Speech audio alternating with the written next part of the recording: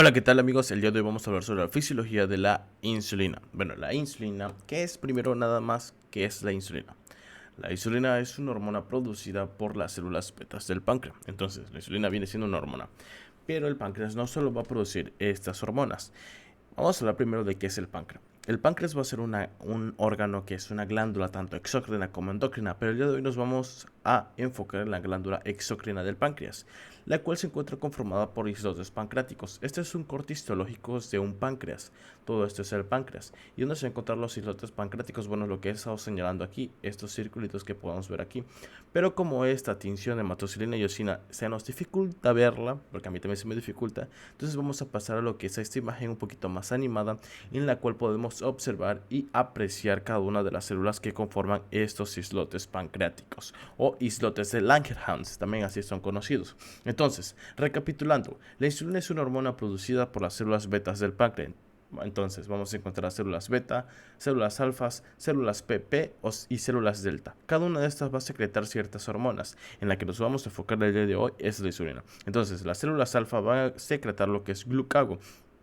Las células betas, nuestra anfitriona, la insulina. Las células polipépticos pancreáticos van a secretar el polipéptido pancreático. Las células delta van a secretar lo que es somatostatina. Entonces, una vez dicho esto, vamos a obtener que el 1 al 2% del volumen pancreático van a ser islotes pancreáticos. Ahora, ¿qué es la insulina? Bueno, ¿cómo se va a secretar la insulina? ¿Qué es lo que nos dice la insulina? Es una hormona peptídica producida por las células betas del páncreas. Nuevamente repito, hormona peptídica producida por las células betas del páncreas. Esta se va a ver secretada cuando nosotros consumamos alimentos, como no sé, pizza, hamburguesa, no sé, carbohidratos. Y también se va a ver secretada cuando haya niveles altos de glucosa en nuestra sangre. Esos terroncitos son glucosa. Se representan como azúcar. ¿Y cuál es la insulina? Esto es la insulina. Esta es el dibujito de la insulina. Entonces vamos a tener que en ayuno nuestra glucosa va a ser de 70 a 100 milímetros por decilitro. Y cuando eso sobrepase, pues se puede secretar insulina, o no cuando eso sobrepase, cuando consumamos alimentos, pues se va a secretar lo que es insulina. Ahora, vamos a tener una fase rápida y una fase prolongada de la insulina. La fase rápida va a ser la que pues se constituye lo que es la insulina y se secreta al instante, ¿no? Entonces se secreta la insulina y pues es una fase rápida para llegar a un pico superior al pico de la glucosa para evitar de que haya una hiperglicemia en nuestro paciente. Esto en pacientes sanos, vaya. Ahora, la fase prolongada es que nuestro páncreas constantemente está produciendo insulina, pero no la secreta, sino la almacena para cuando sea necesario. Esto sería la fase prolongada. Si se dan cuenta aquí pues una fabriquita la cual está sacando insulina y acá una fabriquita la cual está almacenando insulina. Ahora tenemos aquí la fisiología. Sabemos que el bolo alimenticio va a llevar, pues, bueno, vaya, todos nuestros alimentos, pero llega una masa como tal que se pueda ser absorbida y va a llegar hacia ciertas mucosas, como la mucosa intestinal, donde vamos a encontrar células endocrinas. Estas células endocrinas se van a ver estimuladas al bolo alimenticio y no tanto al bolo alimenticio, sino también tienen que ver con nuestro sistema nervioso. Al momento que nosotros estamos observando que vamos a comer, nuestro cuerpo se prepara para recibir estos nutrientes. Entonces, al recibir estos nutrientes se liberan unas sincretinas, la cual son la GIP y la GLP2. También podemos encontrar lo que es la GLP1. Estas incretinas son conocidos también como péptidos insulinotrópicos. ¿Por qué son péptidos insulinotrópicos? Bueno, porque van a estimular a las células betas del páncreas. Que producían las células betas del páncreas? Bueno, estas producían lo que es la insulina. Y así es como vamos a tener la estimulación mediante nuestra alimentación de las células betas del páncreas y al final vamos a obtener lo que es insulina. Pero ¿cómo se va a crear esta insulina? ¿Cómo se va a liberar? ¿Es el único mecanismo por el cual podemos obtener insulina? Claro que no.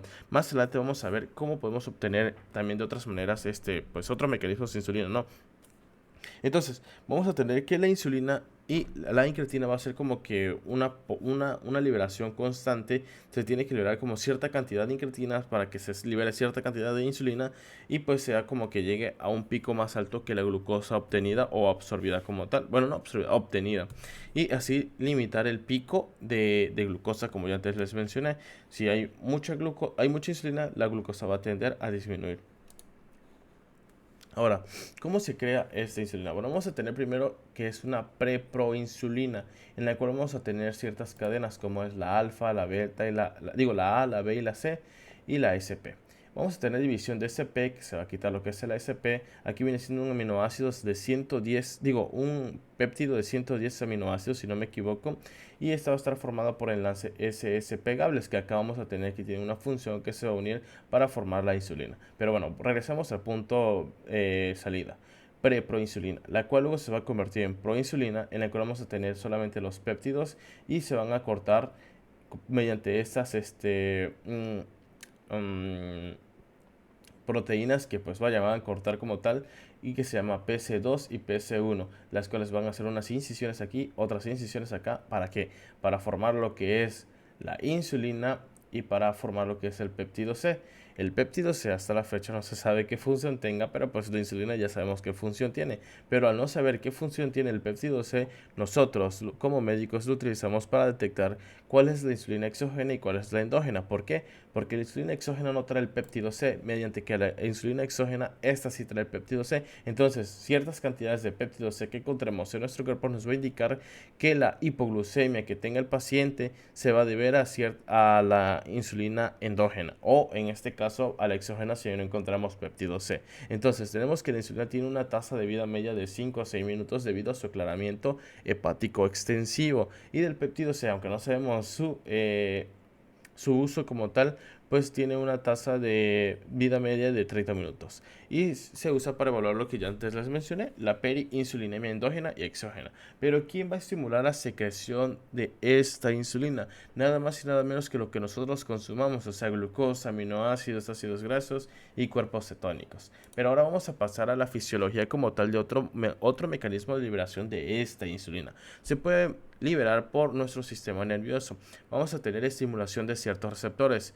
En lo más alto tenemos a lo que son a los adrenérgicos y a los colinérgicos. En este caso, la estimulación de los adrenérgicos se van a deber a los receptores alfa 2, que estos van a inhibir la secreción de la insulina.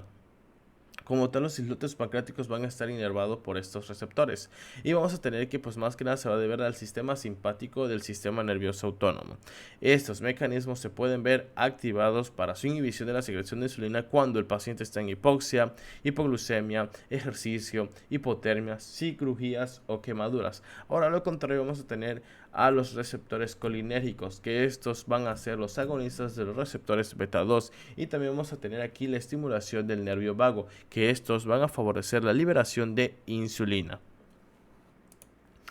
Ahora, la fisiología como tal, pues sabemos que nuestro cuerpo necesita energía constantemente. ¿Y dónde va a obtener esta energía? Bueno, de las reservas guardadas del hígado. Aquí puse una imagen pues que está un poquito sencillo de entender, donde tenemos el islote pancreático que va a liberar insulina que pues deja guardada, ¿no? Esta se va a ir hacia el tejido adiposo para que el tejido adiposo libere lo que son los ácidos grasos y los ácidos grasos estimulen al hígado para liberar glucosa también. Al igual que la insulina estimula al hígado para liberar glucosa, y el glucagón mantiene los niveles de glucosa para que no haya niveles altos ni niveles tan bajos. Más adelante vamos a ver cómo la insulina y el glucagón se relacionan. Ahora, y así va a obtener lo que es energía en nuestro cerebro y el músculo esquelético más que nada. Ahora, cuando nosotros consumimos, que ya es el estado prandial, o sea, después de haber comido, nuestro tracto gastrointestinal va a liberar lo que son carbohidratos de la dieta, donde vamos a aumentar la glucosa. Y esta glucosa pues se va a agarrar para el hígado o para el músculo esquelético o para las reservas del cerebro. Pero lo que nos interesa ahorita es cómo se libera esta insulina. Entonces, las incretinas, como ya te les mencioné, van a estimular al islote pancreático para liberar insulina. Y se dan cuenta, estimulan al hígado, al músculo esquelético y al tejido adiposo. Ahora, los lípidos de la dieta también van a acumularse en lo que son en el tejido adiposo para liberar luego lo que son ácidos grasos. Ahora, en la liberación de la insulina, ¿cómo se libera la insulina en nuestra célula beta? Ya más molecular, más a fondo, cómo esta es liberada. Puse aquí una imagen de un libro de farmacología que la verdad que me pareció muy bonita, pero vamos a enfocarnos en la liberación de insulina, no cómo trabajan los fármacos, eso será en otro video. La glucosa va a llegar y se va a meter a la célula mediante el transportador GLUT. El GLUT con la glucoquinasa van a fosforilar como tal a la glucosa y se va a convertir en glucosa 6-fosfato. Esto le va a permitir a la glucosa no salirse de la célula. Entonces la glucosa busca su lugar y se va a la mitocondria, en donde va a dar inicio a la vía glucolítica. Una vez aquí en la mitocondria que da inicio a las vías glucolíticas, vamos a obtener cambios en el LDPH, la ADP y ATP, donde vamos a tener una elevada concentración de ATP, lo cual va a inhibir el canal de de potasio sensible a ATP. A bloquear este canal se va a provocar una despolarización de toda la membrana y entonces va a activar otros canales que son los de calcio, que estos son dependientes de voltaje, que son los tipo T y L. Entonces, a la despolarización transitoria entra tanto más sodio como entra más calcio, y el calcio va a ayudar a lo que es a la excreción, a la exocitosis de las vesículas ya fabricadas de insulina, y al hacer esa exocitosis, pues la insulina plasmática se va a elevar. Ahora, la liberación de insulina de la célula beta, ya les mencioné, todos estos cambios se van a deber a cambios modulados por lo que viene siendo el CAMP, también el metabolismo de los aminoácidos y el nivel de factores de transcripción. Pero si ya hablamos de cómo va a haber una activación de esto, vamos a hablar de cómo se puede inhibir esta vía también.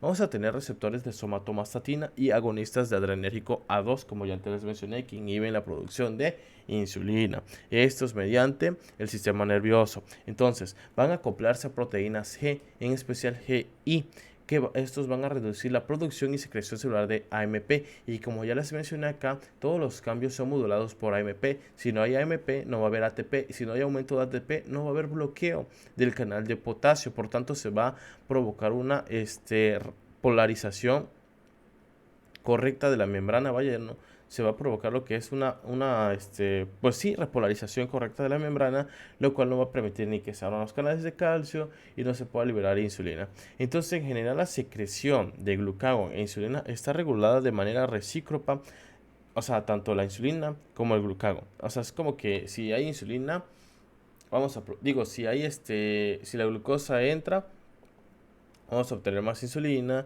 ¿Y cómo inhibimos esta secreción de insulina? Bueno, con el glucagón, porque aquí va a bloquear tanto los canales de calcio, la exocitosis y la producción de AMP cíclico, y lo cual va a llevar a una disminución y una disminución de ATP, pero va a dar lo que es la repolarización. Y hay unas excepciones, ¿eh? Entonces, las únicas dos excepciones es que la arginina y la SST, que es la somatostatina, inhiben la secreción de ambas hormonas, tanto el glucagón como la insulina. Y la somatostatina vimos que la producen las células delta, que lo vamos a dejar para otro videito. Acciones de la insulina. Vamos a encontrar receptores en un mundo de órganos, pero en especial vamos a encontrar en el hígado, en el músculo esquelético, en el cerebro y en el tejido adiposo. ¿Y esto para qué? Bueno, para acumular tanto energía, que es glucosa, y poder pasar lo que viene siendo, pues, ayuda como tal la insulina a colocar ciertos transportadores para que nuestra glucosa pueda entrar a las células. Entonces, las acciones de las insulinas son anabólicas y también son fundamentales para señalizaciones y almacenamiento de nutrientes, como ya les mencioné, como los de glucosa, los lípidos y los aminoácidos, pero también tienen relación en lo que es la gluconogénesis, la liponogénesis, la síntesis de proteínas, y también va a inhibir el catabolismo de estas ya mencionadas. A nivel celular nos va a ayudar a regular ciertas acciones de enzimas, como lo son las tirosinas y todo esto. También nos va a ayudar a la transcripción génica, a la traducción del RNA mensajero, al sistema de transporte de glucosa con los GLUT4, donde vamos a transportar iones, fosforilación o desfosforilación de estas enzimas específicas. Ahora vamos a hablar de las acciones de la insulina más a fondo. La acción de la insulina va a tener un papel muy importante en lo que es la transmisión a través de un receptor de tirosina sinasa que tiene similitud funcional al receptor de IF1. ¿Cómo funciona esto? Bueno, vamos a tener que el receptor de insulina va a tener 4 subunidades, las cuales vamos a encontrar 2 A y 2 beta. Estas se van a fosforilar. Al fosforilarse, ¿cómo se fosforilan? Bueno, al llegar la insulina se ancla y fosforila esto. La alfa se queda aquí y la beta es la que sirve como mensajero de fosforilación a activar ciertos factores de señalización, como podemos ver el CHC, el GAP1, las proteínas IRS1,4, y estas van a activar sinasas, como ya antes les mencioné, y esas sinasas van a activar el crecimiento celular, diferenciación y supervivencia, la síntesis de proteínas, síntesis de glicógeno, y lo cual va a servir a que la célula tenga vida y siga viviendo muy feliz en nuestro cuerpo. Entonces, también vamos a tener otra vía, como es la vía caviola o sin caviola. Entonces, en la vía caviola va a ser por la flotina, el CAP, y todo esto se va a activar hasta provocar lo que son translocaciones de GLUT4, que podemos ver que aquí hay unas vesículas de GLUT4, las cuales van a permitir luego el paso de glucosa, exoquinasa, y esto ya se los expliqué que es una vía metabólica. Entonces, este procedimiento ya se lo expliqué en la otra diapositiva, pero esto es lo que va a provocar que la insulina Bueno, la insulina provoca que se ponga más GLUT y entre más glucosa a las células. Y aquí vamos a tener otros mecanismos, pero esto ya es más molecular. O sea, esto es, apréndase nada más esto basiquito aquí. Y todo esto de cómo la membrana pues se queda en PIP, se convierte en AKT y el AKT va a dar una señalización para translocación de GLUT. Eso es, en resumen, todo esto. Ahora, la bibliografía obtenida para este video es del gran libro de Goodman y Gilman.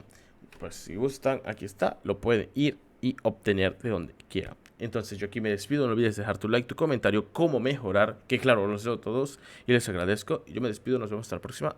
Adiós.